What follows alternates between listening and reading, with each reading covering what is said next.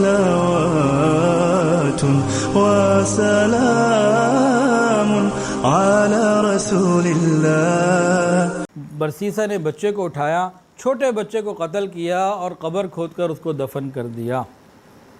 بنی اسرائیل کے سب سے بڑے عبادت گزار کو، اپنے وقت کے سب سے بڑے عبادت گزار کو شیطان نے غیر محرم کے ساتھ تنہائی کی وجہ سے ایک قتل تو کروا دیا۔ پہلے زنا در زنا اور مستقل بے حیائی کی زندگی شروع کروائی، اور اس کے بعد اب ایک عبادت گزار سے قتل بھی کروا لیا۔ اب بس ہو جائے بھائی، اس سے زیادہ اور کیا کوئی دشمنی نکال سکتا ہے؟ اب چھوڑ دے شیطان۔ لیکن شیطان نے یہاں بھی بس نہیں کیا۔ اب شہزادی جب اٹھی تو جناب وہ نظر نہیں آ رہا بچہ۔ اس نے پوچھا بچہ کہاں ہے؟ تو اس نے کچھ آئیں بائیں شائیں کی، برسیسا نے، وہ رونے لگی اور بہت رونے لگی۔ اب شیطان نے برسیسا کے دل میں ڈالا، دیکھ پہلے یہ بتاتی نہ بتاتی وہ الگ بات تھی، یہ ماں ہے اب تو ضرور بتائے گی۔ اب تمہیں اگر اپنے جرم کو چھپانا ہے اس کو بھی قتل کر دو، ورنہ تمہاری زندگی بھر کی محنت ختم۔ جب انسان گناہ کرتا رہتا ہے، پیچھے نہیں ہٹتا، تو اس کی عقل ختم ہو جاتی ہے۔ اس نے دوسرا قتل بھی کر دیا، اس شہزادی کو بھی قتل کیا اور قبر میں دفنا دیا، اور اپنی عبادت خانے میں جا کے اپنی عبادت میں مشغول ہو گیا۔ ادھر جناب لڑائی وغیرہ مکمل ہوئی، بادشاہ بھی آیا، شہزادے بھی آ گئے۔ اب بادشاہ نے شہزادوں کو بھیجا، جاؤ بھائی اپنی بہن کو لے کر آؤ۔ یہ جب ادھر آئے تو برسیسا سے پوچھا، اس نے کہا جی بیمار تو آپ چھوڑ کے گئے تھے، طبیعت اتنی بگڑ گئی، دم سے بھی کچھ نہ ہوا، اس کا تو انتقال ہو گیا، یہ قبر ہے۔ بڑی نیک تھی، بڑا عبادت گزار تھی۔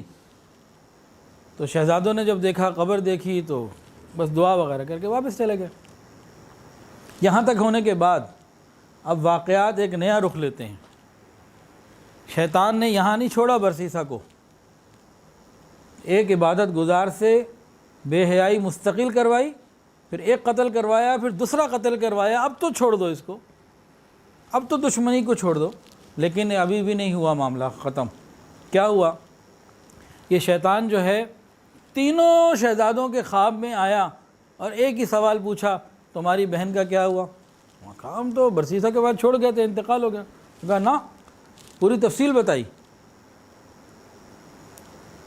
کہ بیٹا بھی ہوا اور دونوں کو قتل کیا اس نے، ایک ہی رات میں تینوں کے خواب میں آیا۔ اب یہ تینوں جب صبح اٹھے تو حدیث میں آتے ہیں آپس میں ایک دوسرے سے بات چیت کی۔ اس نے کہا میں نے ایک رات کو بڑا عجیب خواب دیکھا۔ بھئی کیا دیکھا؟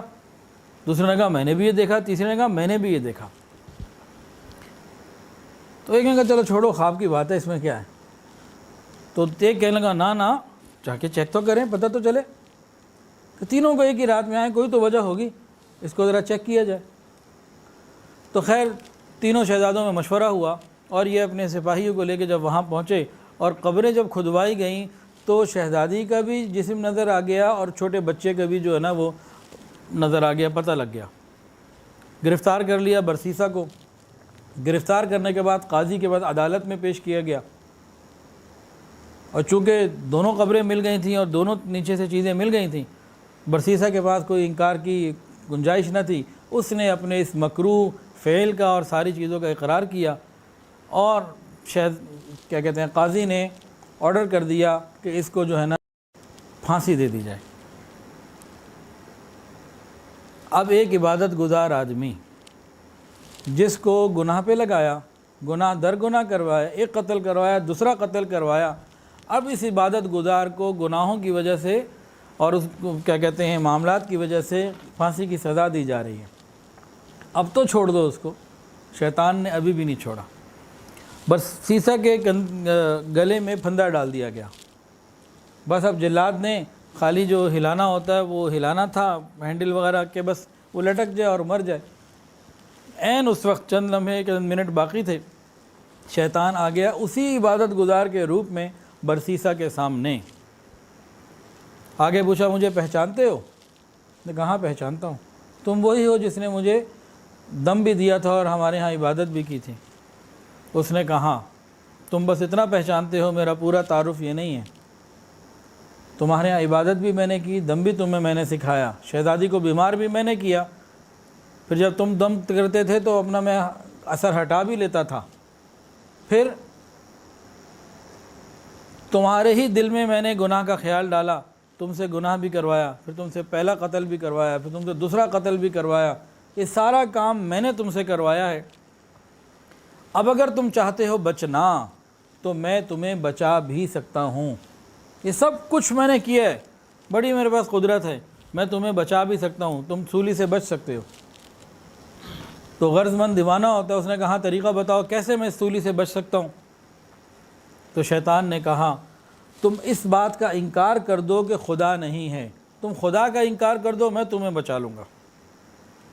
تو برسیسہ نے دل میں سوچا یہ تو سیدھا سیدھا کفر ہے، لیکن ایک خیال کیا آیا، چلو بعد میں توبہ کر لیں گے، جیسے ہمارا ایک ہوتا ہے نا، ابھی تو جو ہے کر لو، بعد میں توبہ کر لیں گے، وَتَكُونُوا مِن بَعْدِهِ قَوْمًا صَالِحِينَ، بعد میں ہم ٹھیک ہو جائیں گے، ابھی تو کر لو، ابھی تو جوانی ہے۔